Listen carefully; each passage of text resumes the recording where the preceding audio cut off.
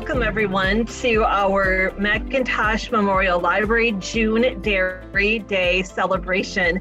I'm Trina Erickson, the library director, and we started this celebration this afternoon at Eckhart Park. We had a petting zoo, we had all types of cow crafts, cow jokes, and fresh cheese curds from the Westby Cooperative Creamery. So it was a full afternoon, and tonight we're going to welcome in Luke Zahm from the he says the Lafarge area. I'll say the greater Viroqua area, but I know you're from Lafarge. And of course, Luke is well known for being a chef with the Driftless Cafe. And also a little bit newer is his time with PBS as host of Wisconsin Foodie, which has taken him all over the state of Wisconsin. And right after tonight's program, he's on the road in the Foodie van. So thank you, Luke, for taking a bit of time out of your schedule for us tonight. I know you're extremely busy, and we welcome you to this program. Oh my gosh, thank you so much for having me. What an amazing opportunity. I always get a little bit overwhelmed, I think, when I get to do these things at home. And what I mean by home is like when I'm talking to a crowd that's literally from my backyard. Of course, with the power of the internet, that gets spread out a little bit. But unbeknownst to me, I think actually this is part of my story. This is part of my dream. I remember being a chef in Madison and pining for ways to be able to come back to Viroqua or the greater Viroqua area and do what I do. And the Driftless Cafe provided me the platform to write a love letter to our home through food and through storytelling. And that has magically blossomed for me. To talk about June as Dairy Month, which I think is super important. My story connected to dairy is paramount. I grew up outside of Lafarge, population 745. I'm sure most of you know where Lafarge is located. And I like that because in this crowd, this is a kind of a rarity when we all know where sleepy little Lafarge is located. But as a kid, I know that it was a little bit of a struggle to grow up in a small town, small school. I went to high school with 23 kids. I graduated with 23 kids. 17 of those 23 I started preschool with and went all the way through 12th grade. Hard to kind of find my identity in space. My brother was an amazing all-state athlete. And if you go into the Lafarge Gymnasium to this day, there are banners on the wall that have Chris's athletic accomplishments. And my little sister was actually a fairly accomplished athlete as well. So she has her kind of wall of banners. And to find my place in that space, you have to go to the back of the trophy case in Lafarge. And I only know this because my kids did this for me a few years ago. You have to really look through there carefully, and you will see a trophy that says Most Outstanding Forensic Student of 1997. And that was me. So I don't get the banners on the wall. But in the process of growing up in Lafarge and having both parents be dairy farmers, both of my grandparents were dairy farmers in Walworth County, Wisconsin, so just outside of the Milwaukee corridor, or what is now considered the Milwaukee corridor. I was regaled with stories of growing up on the farm. All of my dad's childhood memories revolve around animals and, taking care of his special calves and showing animals at the state fair. And he remembers vividly the day my grandfather felt forced to sell the farm. My mother's side is the same way. They raised 13 kids. And the farm was such a tight-knit part of everyone's story that it was something that I couldn't help but adopt as my own. Growing up in Lafarge and not on a dairy farm, because that was a conscious decision my father had made. He did not want to be a dairy farmer. I remember as a kid, I had a paper route. And my brother and I delivered the Wisconsin State Journal to, folks all over Lafarge on weekdays and on the weekends. And I can remember in the 80s seeing the headlines that talked of dairy farming collapse in Wisconsin. And I remember having a conversation, even as a little boy, with my dad, asking, why are farmers committing suicide? Because those are the statistics that started to be published. These farmers started taking their own lives because milk prices had bottomed out and they couldn't sustain this idea of who they were and their identity. And my dad did the best that he could to kind of talk me through that. But it didn't really register for me. When I graduated high school in 1998 from Lafarge, I kind of swore to myself that I would never come back, that these hills felt like they kind of trapped me in and my personality was too big and I didn't belong here. As a matter of fact, my one childhood hero was a guy from Viroqua, Wisconsin, and his name was Butch Vig. He produced a record that changed my life. In 1991, Nirvana Nevermind came out, and Butch was a producer, and that for me was like this beacon of light. If Butch can leave Viroqua and be fantastic and make it in the world, even in the world of Los Angeles, so can I. And I used that as kind of rocket fuel to push me forward a little bit. It got to the point actually where Butch had his own band, Garbage, and they did an interview with him in the late 90s in Rolling Stone. And I needed, for some reason, to see the words Viroqua, Wisconsin printed in a national publication, because it blew my mind that this place could be thought of as anything but the farthest location from the center of the universe. Wherever something was happening, this place was not it. And when I read that Rolling Stone article, and I know that these are not Butch's words, so I don't hold this against him. As a matter of fact, we've talked about it as adults, but Rolling Stone wrote that Butch was from a nowhere farming town in the middle of the United States. Not only did they not attribute Viroqua to Butch's birthplace, but they didn't attribute Wisconsin to it. And so that for me was it. I was done. I moved to Chicago. I graduated from high school. I decided I was going to go to school in Chicago. And my mom had been working for Crop or Organic Valley when I was a high school student. And at the time, George Seaman, the CEO and one of the founders of Organic Valley, when high school seniors graduated, he would bestow upon them kind of this unlimited amount of free Organic Valley product coupons, which was awesome because I was living in the city and I was broke. I had never been to a Whole Foods before, and it was the only place my mom said she knew that Organic Valley products would be there.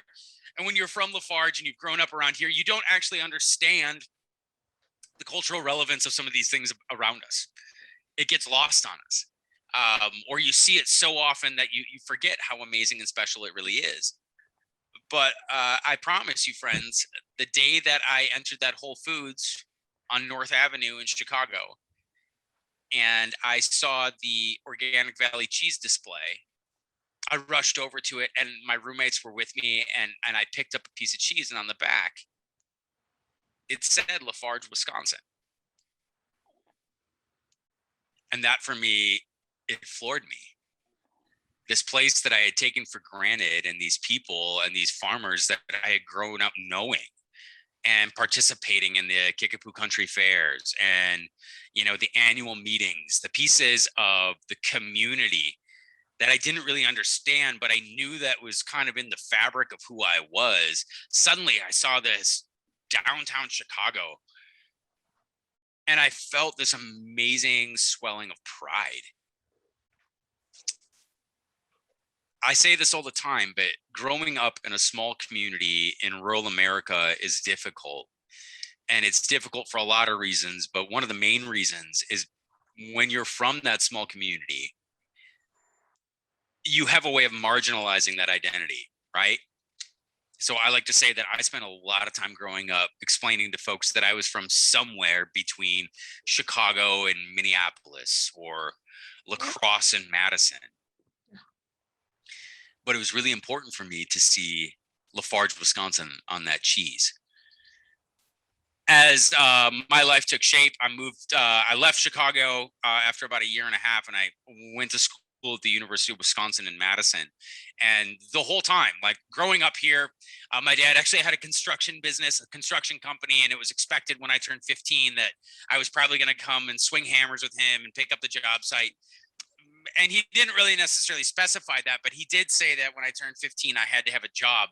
So I actually went and got the first restaurant job I could find, kind of out of spite from my dad and our relationship at that time, which is funny now because I love my dad dearly. But I got a job as a car hop at the root beer stand in Lafarge. And for any of you who might remember the root beer stand in Lafarge, I was the first male car hop. It also kind of worked maybe against me a little bit that, you know, most of the people that would come to that root beer stand expected a young, energetic female employee to come up to their car and, you know, take their orders. And here was this kid who is super exuberant, really excited to be there, tons of energy, you know, asking if I could sell him a chuck wagon or whatever, you know. And that lasted about 2 weeks for me. And then the owners of the root beer stand put me in the back near the fryers and the ice cream, which is probably a great business decision on their part. But that started kind of my career and my love of working in restaurants and working around food. When I was in high school, or, you know, even that year, I left the root beer stand and I got a job at Subway. Which is how I first met my wife, Ruthie, who's also a Viroqua native. And sometime when we're not recording this to put on to the interwebs, I'll tell you that story because it's ridiculous. Because I didn't like her. It took me years to warm up to my wife, which is maybe how I know that it's a really good relationship now. I'm not sure. But from there, I worked a little bit at Culver's. I worked at Nate's Supper Club. I just always kind of had food in my background. So when I was going to school in Madison, I was working at restaurants, both as a server and then kind of starting more as a cook. I had the opportunity when I had graduated from my undergraduate in Madison and I started law school there. And I really thought that that was the path of destiny for me. And I had an amazing clerking opportunity right downtown Madison. And the attorneys that I worked with were very, very kind. They were great people. But I saw what that lifestyle was like. And I knew that I couldn't be contained in an office like that. I just have so much energy that I would vibrate everyone else out of the building. So I'd had this interest in working with food, and I knew that that was something I really felt connected to. And I found myself cooking.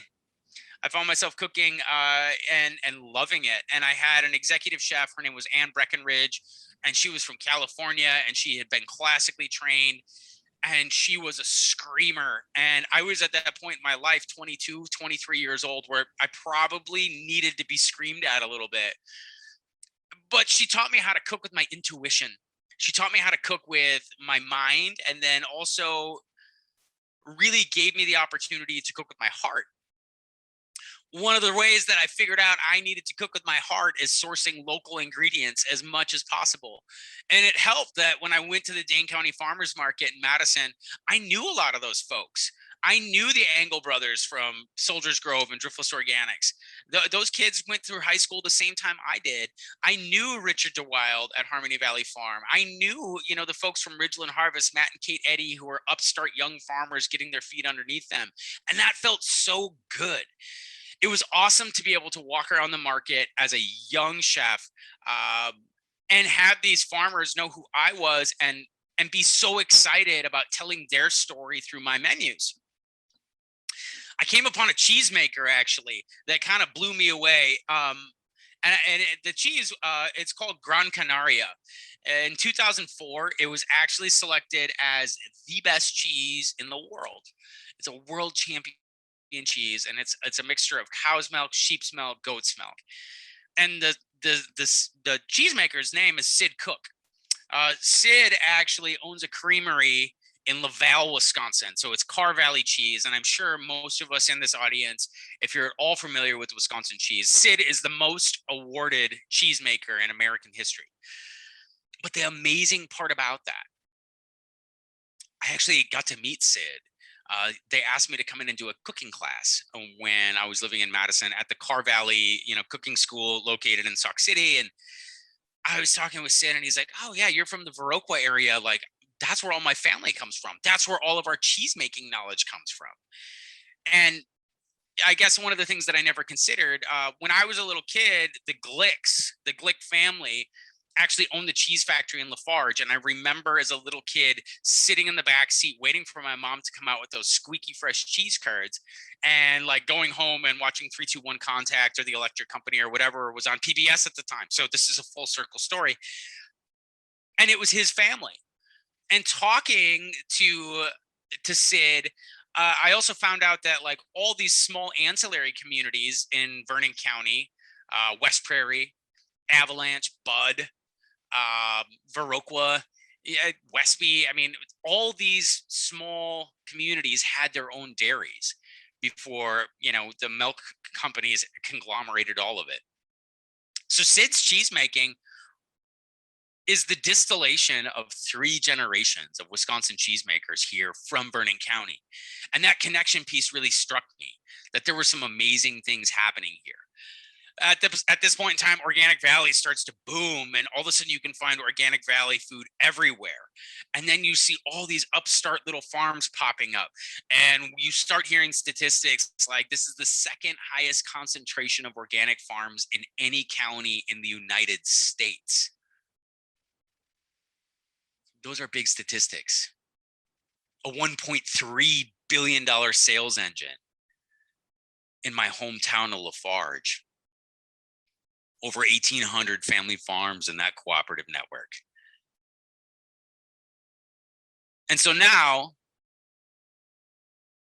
as the cafe took off, as the cafe unexpectedly, and I mean this with all the humility in the world, it took off and it started to receive not only state recognition, but national recognition for this love letter that we were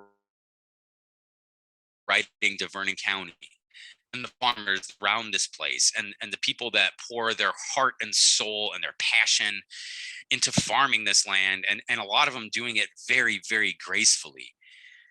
It became really apparent that the story was bigger than us. I actually was asked to fly out to Santa Rosa, California, to take some meetings with the Food Network. And in the process, they also asked if I would tape Guys Grocery Games, which I didn't win. I got runner up, and I lost to a peanut butter, banana, and chocolate sandwich, which my kids still think is hysterical. I made flash fried, like I made a poutine, so I made cheese curds and like did the whole 9 yards. And in that process, I had this woman, Vanessa Silverton, kind of basically just dismissed me because we were from the Midwest. Yeah, nobody really is that interested in the Midwest when it comes to food and food stories and food culture. We fight the hot dish culture idea every single day. And don't get me wrong, I love a good hot dish. I do.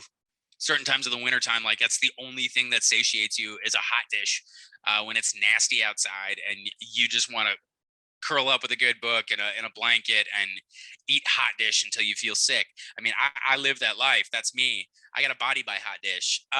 But she just didn't think that there was anything really there. And that, again, it was rocket fuel. I got off of that trip and I came back to Wisconsin, and I was a little jaded. I didn't really know what I was going to do. I didn't really know how I fit in. I was really, really tired and really burnt out at the cafe. I had just worked 80 hours a week for 7 years solid, and I just didn't see any way out of it. And that's when I got a call from PBS, literally the next weekend. And Wisconsin Foodie for me has been this magical piece. It started as a food show for me. But what I find myself doing now, and taking great pride and delight in doing that, is finding these common points of identity that we share as people of this place. I think it's incredible. The more I hear other people's stories and perspectives and cultural traditions be it the Native Americans who were here for millennia before we were, or the European influence coming into Wisconsin and bringing for the last 180 years this artisan cheese making capability with them, having over 5,000 awards given and bestowed upon Wisconsin cheesemakers, and the rest of the world looks at this place as an artisan cheese capital. My love for Wisconsin and the dairy farmers has only grown. It's become richer. The fabric has gotten more dense. I've had the luxury and the opportunity to become friends with some of these cheesemakers. And one of the threads that really ties all of us together is this Midwestern humility and sensibility. And I'm not saying that because I want that to be an identity point, but it is. My friend Andy Hatch, owner of Uplands in Dodgeville, Wisconsin, they milk 200 animals every day, but only when the cows are able to graze on grass. They make 2 styles of cheese in their farmstead creamery. And it's about 85 wheels a day that he's able to manufacture, and then take those wheels and age them over the course of a year. And that cheese, Pleasant Ridge Reserve, is actually the most awarded cheese on the planet. But to see Andy, to know Andy, first and foremost, I don't know how he does it, because this guy weighs like 135 pounds soaking wet. But I've done dinners with Andy, and before I knew him as a friend, this is a guy that I would stalk a little bit on Instagram or Facebook, and he takes all of it with a grain of salt, and it's so amazing. There are photos of him on stages in San Francisco with Martha Stewart being honored at Food and Wine and all these huge things. And that for me was another light bulb moment. People want what we have here.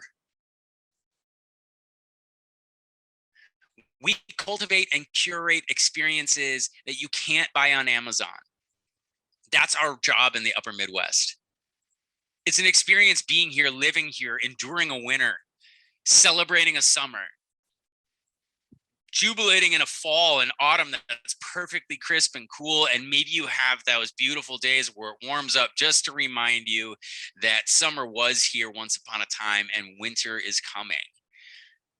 Spring, which every year for me as I age feels like an awakening, and it's beautiful. And to be able to travel the state and see the various stages of that awakening with folks that I've never met before, with the job to go and share their story, it feels absolutely humbling. I was bestowed with the crazy sales stat from Organic Valley. And this is probably 4 or 5 years ago, so it may have changed a little bit, but I actually don't think it's changed that much. Of the $1.3 billion that Organic Valley does in sales every year, consistently now, of the 1.3 billion, only 4% of that 1.3 billion is sold in the Midwest. And that includes Chicago, it includes Minneapolis, it includes Milwaukee, it includes all of Iowa, it includes all of Illinois, it includes parts of Michigan, Indiana, Wisconsin, Minnesota. 4%. New York City is 26% of their sales market. Los Angeles County is 17%. So for me, just like I was when I lived in Lafarge, Wisconsin and grew up there and had no sense of how important that place was for me and how it would shape and dictate the rest of my life, I think that a lot of Midwesterners, sometimes we get caught in that idea that, what happens here is so far removed from these urban centers in the United States of America and across the world that there's no way that we have any cultural relevance. And I'm telling you, that's not true. They need us. And they need us more ways than they even understand at this very moment. Wisconsin is rich in resources. We're rich in human resources. We're rich in cultural resources. It doesn't look like it on the surface a lot of times, and people do. They'll look at Wisconsin and dismiss us. Oh, it's a bunch of white folks hanging out in the snow, but it's not. There are so many stories of cultural vibrancy that are here,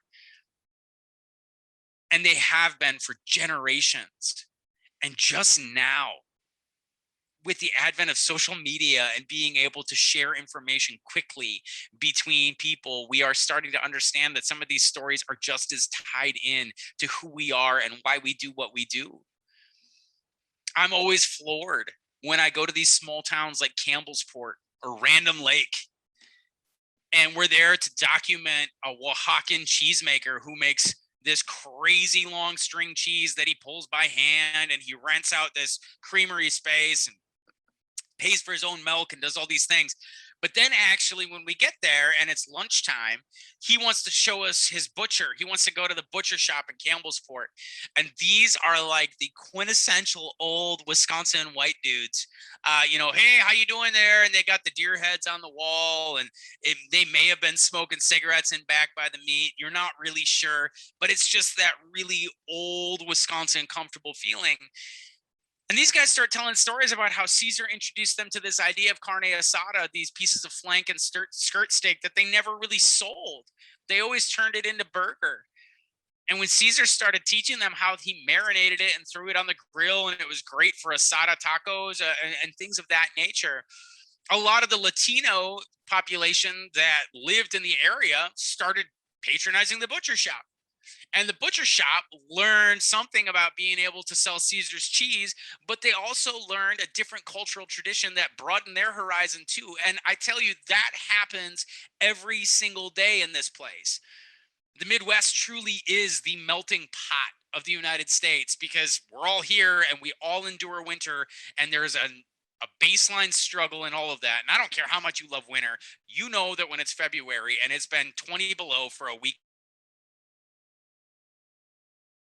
whatever it is, and you can't go outside, and when you do, it hurts to breathe, there is a certain amount of resilience that you build. And that's one of the pieces of the fabric that ties us together. And it's beautiful. I feel so lucky and blessed and compelled to be able to just be a voice and try and get people to understand what these identity points are. It doesn't take a cultural demographic to appreciate the natural beauty that we have outside. It doesn't take a statistic out of Madison to tell us that the fresh water and the clean water that we enjoy here is the envy of the desert Southwest. It does not take people to tell us that the lifestyle and culture that is here is just as endearing and enriching for us as any cultural tradition you may find in New York City. We are here, and we are vibrant, and we are real. And my job is to create that identity pillar and to have you walk away, maybe understanding for yourself. And maybe it's not something that you share with everyone around you. But my hope is that you can find a way to express that identity that you love about this place, that brings you here. And maybe you're having a conversation with your friends and neighbors, or maybe you're at church, or you're at a local school function, and you start talking about why you love this place. Because I promise you, people are going to continue to come here.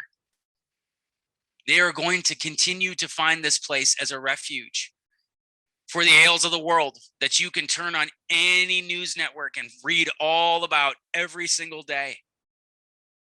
We live a beautifully bucolic life here. And that's not to say it's not without hardship and it's not without tragedy.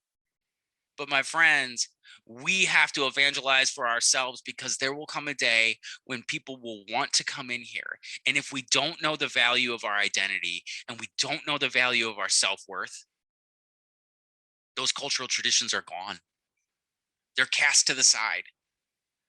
If history has taught us anything, and it certainly has, even in the Native American traditions or the Native people that were here for millennia before we were, This place has been a refuge.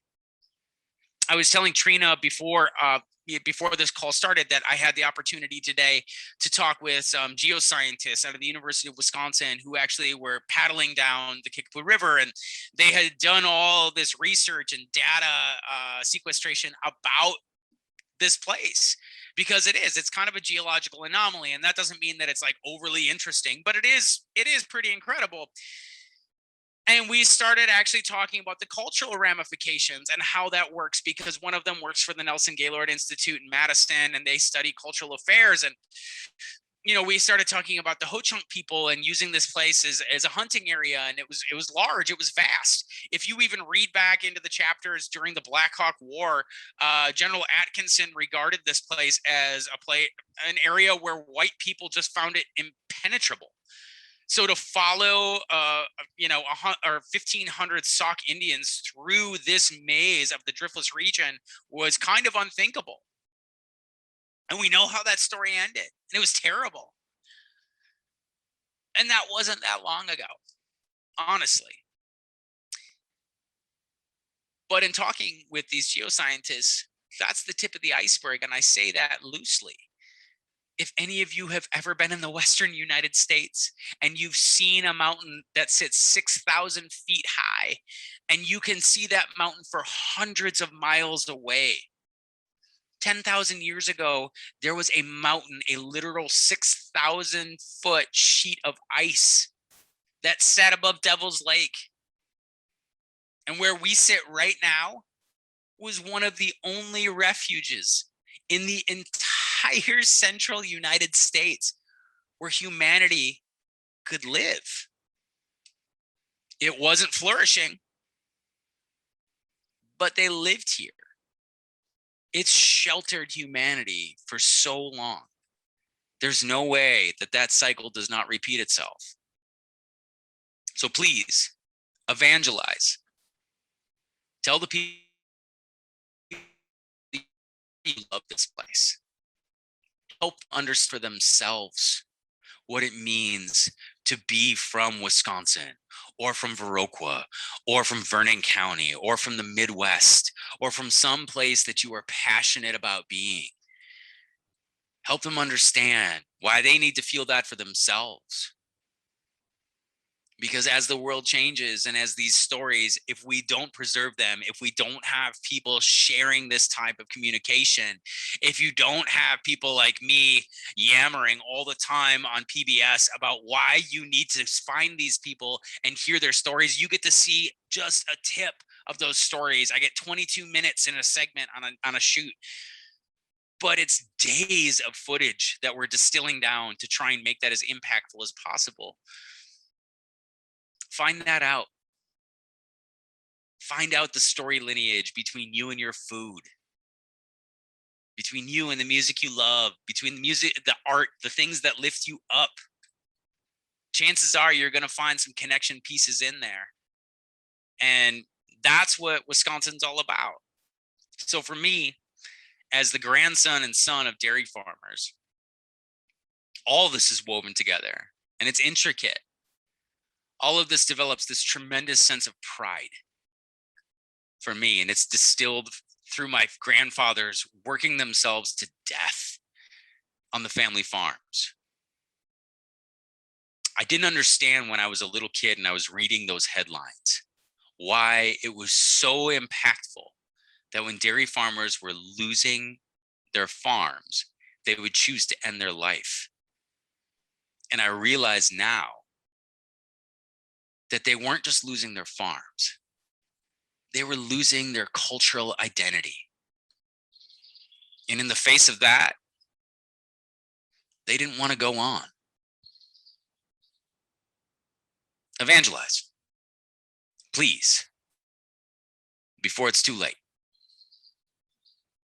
Now I'm going to open up the question and answer, I think. All right. Is there,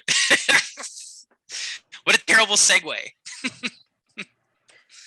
So Luke, my question to you is, when are you going to write a book? Because I think you've got all the information and all the data you need to put something together. Well, Trina, thank you for that. I appreciate it. Maybe when I'm older, I think right now, honestly, I feel a sense of urgency around this. I do. I feel a sense of urgency, um, and I don't want to play into catastrophism because I think that that's most of the time it's garbage.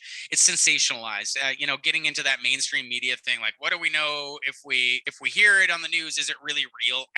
I don't know, but I do have a brother who is one of the world's leading experts in fluid dynamics and structural geology.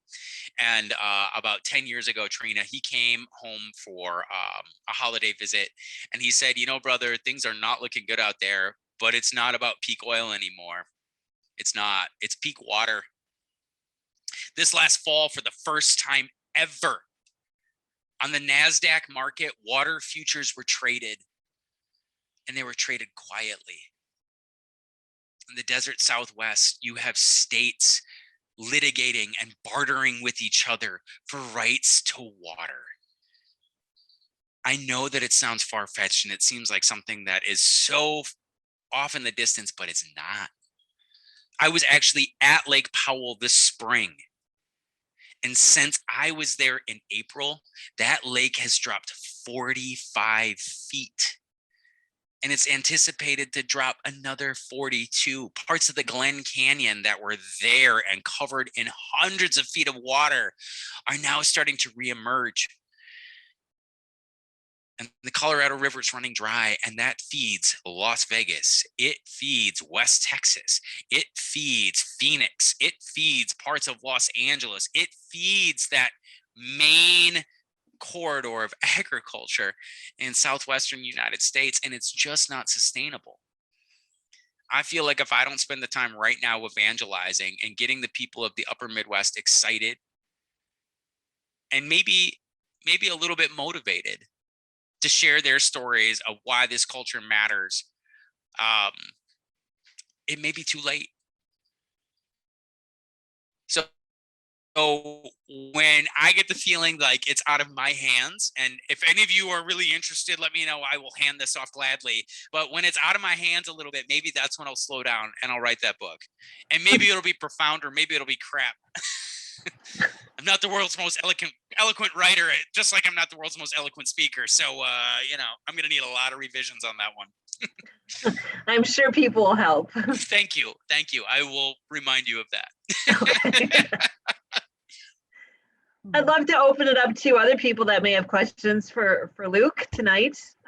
He's open to answering anything. Yeah.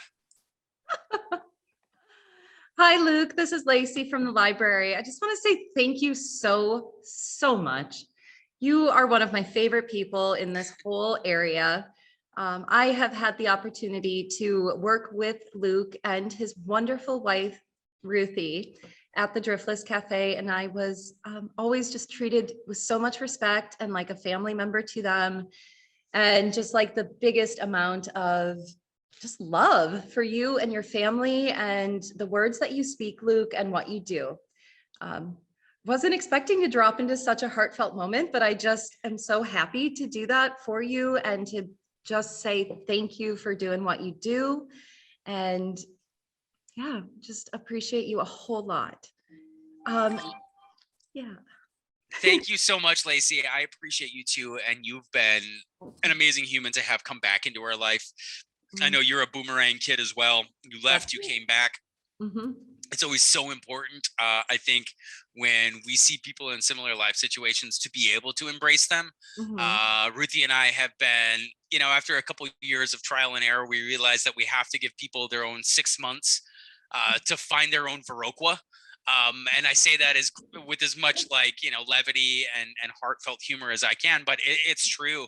People come back here for all sorts of reasons. People move here for all sorts of reasons. And it takes a little time to sort that out. I'm so glad that you spent the time that you did with us. We love you. We worry about you. We think about you. I am so glad you're in this position, and you have Trina and the wonderful crew at Macintosh to fill your sails, because you certainly deserve it. Yeah, we are having a great time here at the library. We're so happy to be reopened and moving forward in a lot of big ways, doing a lot of good work here too. Awesome. Yeah. Hey, we have a question came in through the chat, so I'd be happy to read that to you. Go ahead. This is coming in. The audience participant is saying that she is from Walworth County, and where was your grandparents' farm located? Awesome. Yeah. So there is a Zahm Road just outside of Darien, Wisconsin. So that was where my namesake's farm was, between, I want to say, what is it, Allen's Grove and Darien, and that's where my dad's family farm was. Now there's a giant Libby's or Fresh Like. So I think it's a sweet pea producer and packing company on our family farm. And then the other side, the Kepnick side, that was Elkhorn. So between Elkhorn and, oh man, I want to say maybe Lake Como, out in that region.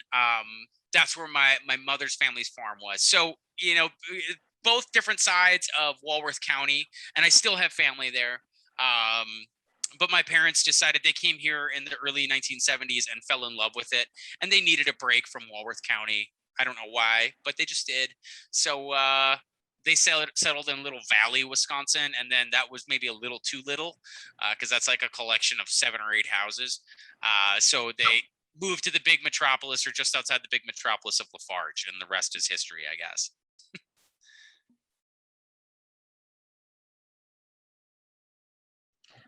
All right, perfect, friends. If anyone else has a question, you can throw it into the chat. Otherwise, I was going to ask Luke a really important question. What is your favorite type of cheese? Oh gosh, what's my favorite type of cheese? Yeah, that's a good one. You know, so my easy answer is anything with a story, because I'm a huge sucker for the storyline. And to be fair, I will say one of the most influential wine salespeople that I've ever come across in my entire life. He would line up like 3 or 4 bottles, and he would say, "This one is a Merlot." And then he would pour you a sample, and then he wouldn't say anything. And he would tell you a little bit about the story behind the wine. And if I like the story, I inevitably like the wine. Right. So a lot of it is up to your own perception. But my favorite cheeses, for me, they're kind of based around like holidays and memories of those holidays, or, you know, special occasions. So around Christmas time every year, the Rush Creek Reserve that Andy and the Uplands crew prepares. Yes, definitely. That cheese for me, to warm that thing up, to cut that top off with that rind very thinly. And then I don't know where I picked this up, but I started pouring champagne on it. Yes. So when it was warm and ooey gooey, and then just like you take bread and you eat it like a raclette, it's almost filthy. It's so good. I could eat that whole wheel. Yeah. Yeah, Luke, I remember you doing that actually on one New Year's Eve night at the restaurant. Sure. It was great. It was awesome.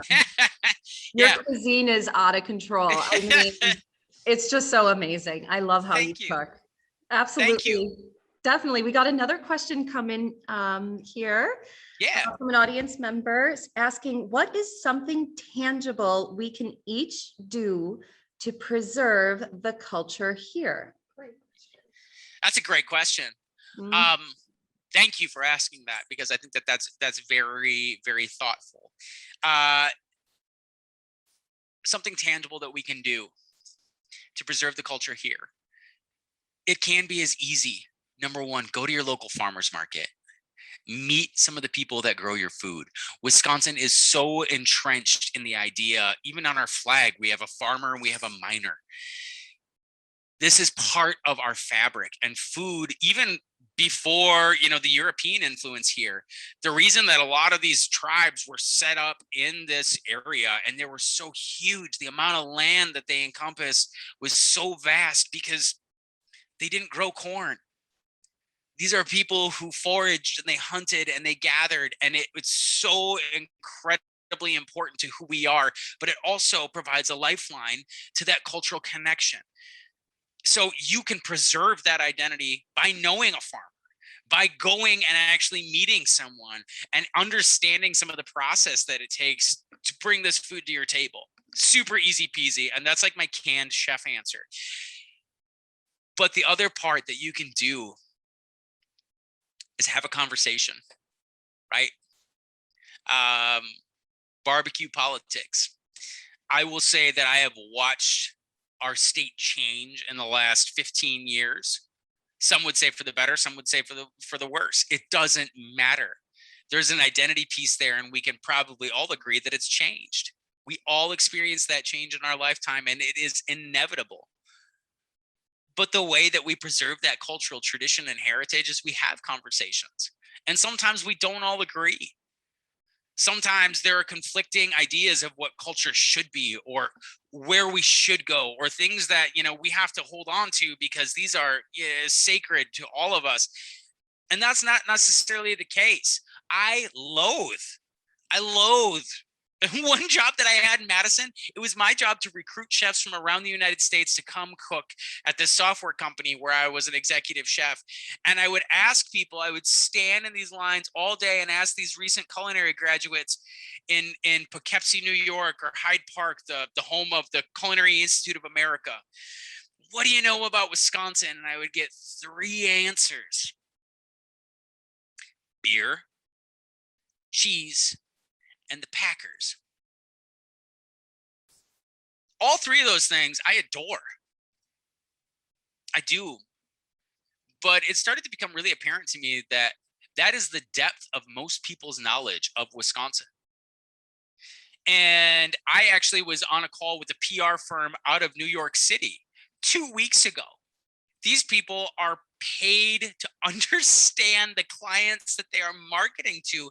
And they had the literal impression that every farmer in Wisconsin was a cheesemaker. They didn't understand that a lot of folks ship their milk off to plants where cheese is actually produced, and then it goes to the grocery stores. They just assume that all these farms, they all kind of casually make cheese on the side.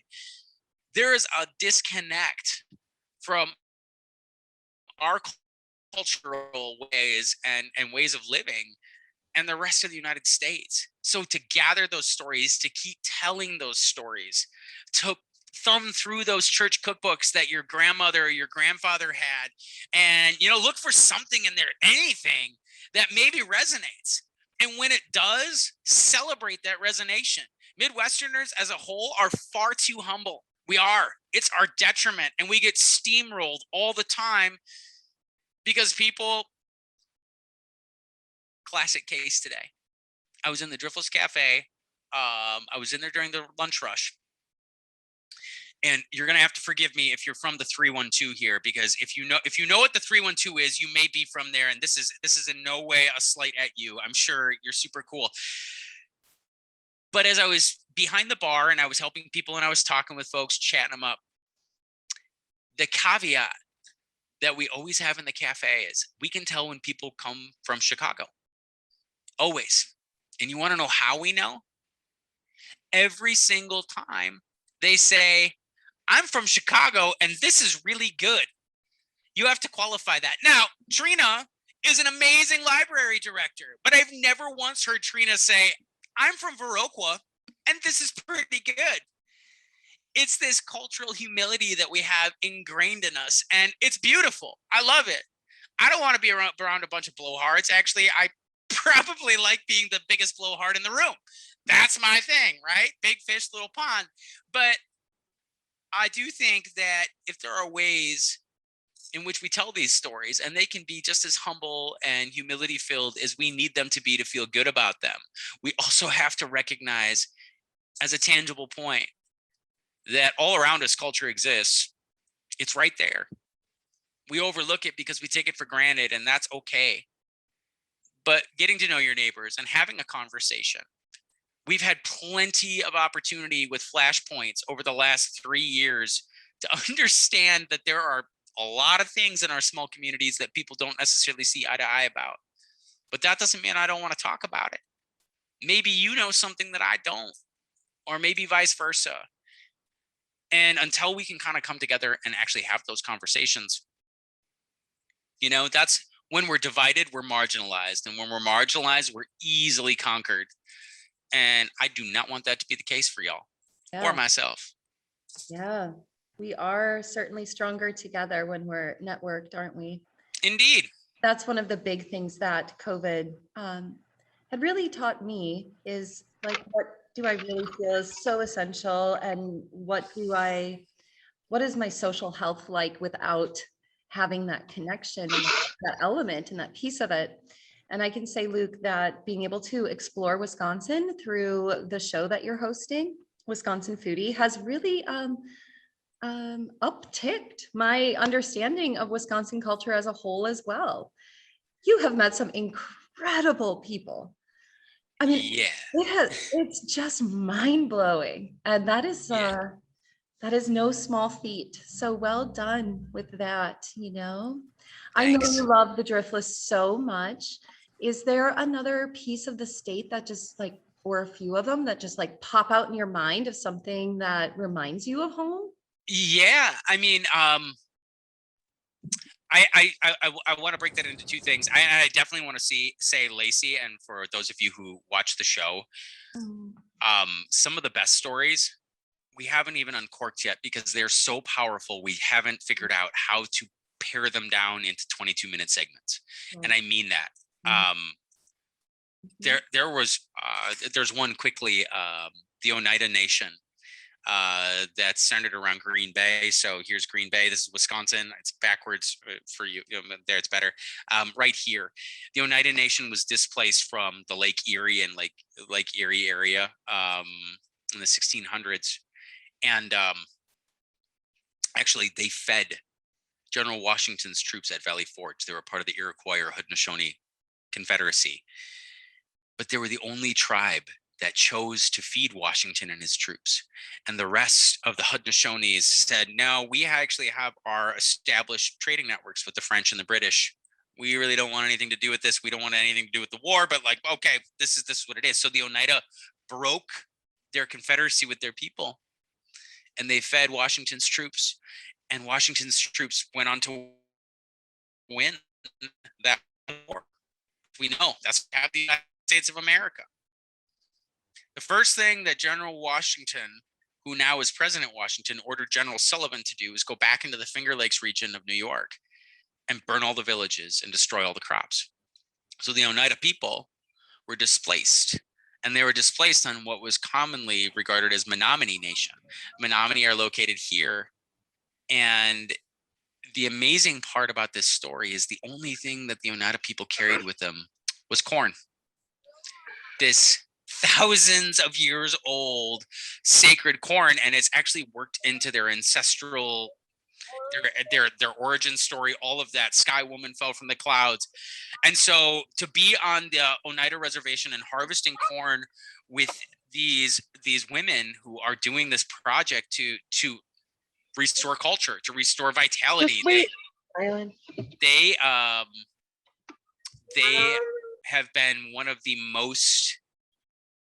most moving stories. But how do you pair that? How do you set that up? And the thing that was incredible is that now the Oneida Nation is surrounded by adjacent municipalities, because this corn is so genetically specific and unique. There are agro-conglomerate corporations that have set up boundaries all around that reservation. And the idea is when that corn cross-pollinates with those patented corn seeds, those companies own that. They own that ancestral DNA. They own that part of their storyline. When the municipalities adjacent to that reservation are having municipal disputes, all of a sudden the broadband goes off on the reservation. And so their schools are without access to information. The warfare is very much alive and well. But to hear these stories and to be, number one, a white man, number two, I mean, I'm a kid from Lafarge, and to try and document these stories and work them down has been incredible. And it's a platform of opportunity. for myself, for everyone who watches. The places that actually end up sticking with me a lot are usually the ones that I kind of, Lacey, take for granted, right? Mm-hmm. Tonight I travel, like when this call is done, I jump in the foodie van and I'm off to the Stevens Point area.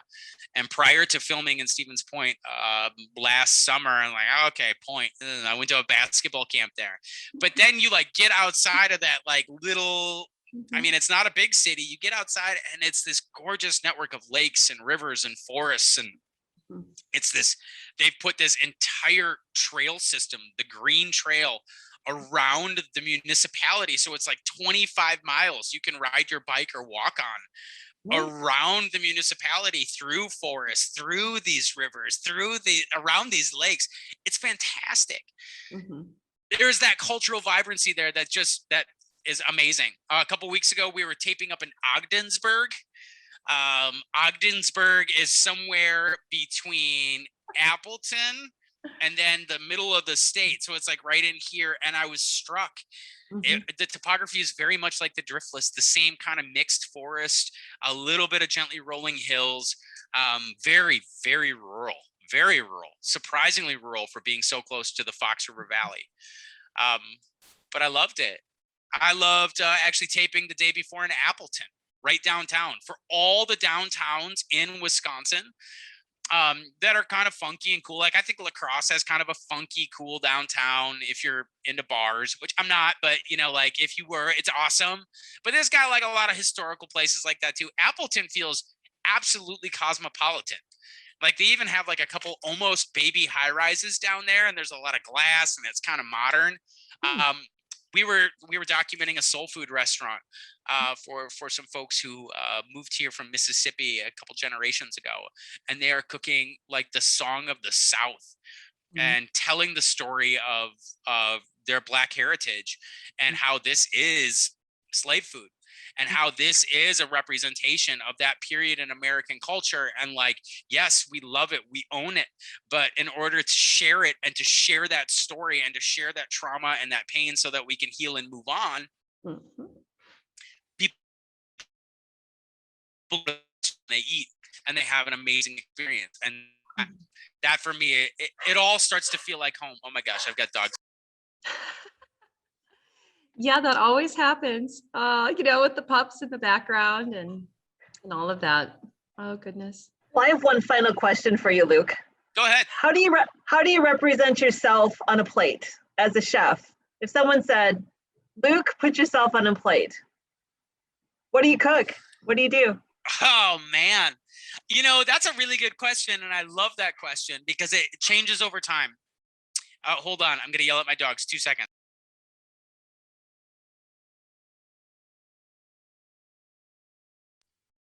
Better. They're extremely responsive. So I think early in my career, Trina, I had this phase that I went through where I would cook entire courses with 7 ingredients or less.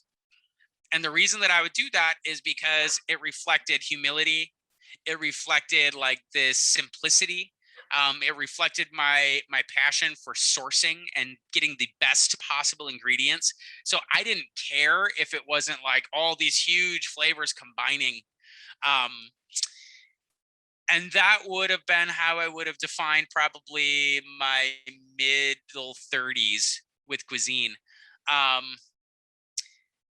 And then I did a dinner a few years ago. I got asked by the Frank Lloyd Wright Foundation to cook at Taliesin. And for those of you that don't know, Taliesin is Frank Lloyd Wright's, basically his love palace. It was a place that he built because he was in love. He had an illicit romance with a woman named Mama Bothwick, whom he designed a home for in Oak Park, Illinois, her and her husband and her 2 children. And they actually ran away, super scandalous, like a long time before, Viroqua was around.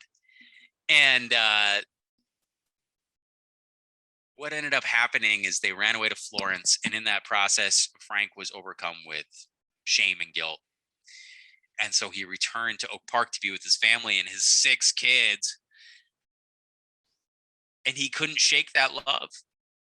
he was considered at that point in time around the World's Fair to be like one of the rising stars, one of the pillars of architecture in the world. He was being commissioned all over the planet. And if you think about this, in the early 1900s, that's no small feat. We don't have like Facebook to tell us who's cool, or the Instagram, the influencers helping us, steer these conversations, these decisions. Frank Lloyd Wright was doing it, and he was a kid who was born in Richland Center. He needed to do something to express that love, so he designed this home for he and Mama. And then he couldn't shake it. He had to build it. He had to see it come to life. As it turns out, ironically, that it was the place of Mama's death when she was tragically murdered, along with, I think it was 6 other people in Taliesin. And then Taliesin, as we know it, or as it was, burned, majority of it. And Frank Lloyd Wright was devastated.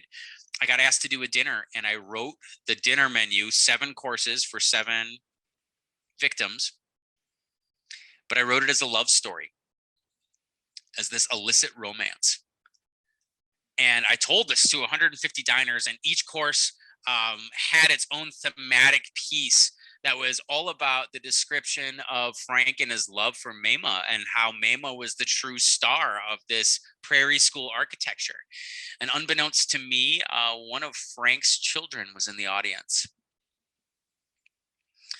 And it was a wild night. Like Max Weinberg, the guy who used to play drums on Conan, the Max Weinberg 7, he's Bruce Springsteen's drummer. He was the talent that night, because it's Taliesin, Spring Green.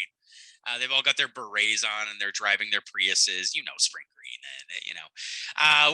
so Max Weinberg's back there, and I'm like, oh wow, this is so cool, hanging out with Max Weinberg. But then it comes up that John, one of Frank's sons, he said, that was a really brave thing that you did tonight, but I guess I never really thought of it like that. This is one of Frank's kids. And so that for me started this piece of being able to storytell through food, using the components on the plate to reinforce what it is. So if I had to define that now, I would say, Trina, that we still have the basic building blocks. We have the essence of perhaps that organic prairie beef, because growing up and working at Nate's, whatever, Mark Johnson could cook up a mean prime rib. And that's part of who I am. I think that there's a tremendous amount of humility in that. I would probably serve it with wild rice, because I am so moved by the indigenous food movement in the Midwestern United States. And some of the most amazing chefs are coming out of the Indigenous Food Lab, where they are taking and re-identifying and re-energizing Indian country through their cuisine and through the stories of their people, through this food. And that for me is captivating.